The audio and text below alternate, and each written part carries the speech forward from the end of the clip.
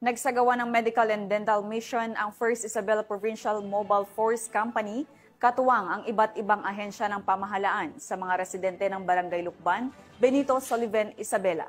Police Corporal Kelvin Paul Juan, ibalita mo. Sinagawa ang isang medical at dental mission ng First Isabela Provincial Mobile Force Company para sa mga residente ng Barangay Lukban, Benito Soliven, Isabela nito lamang Setyembre taong kasalukuyan. Nabenepisyuhan ang higit 100 katao para sa Project Escort o Service Caravan Outreach and Reaching Out ng First IPMFC. Maliban dito, nagatid din ng iba pang libreng serbisyo ang mga kapulisan tulad ng feeding activity, libreng gupit at pamamahagi ng mga gamot at bitamina.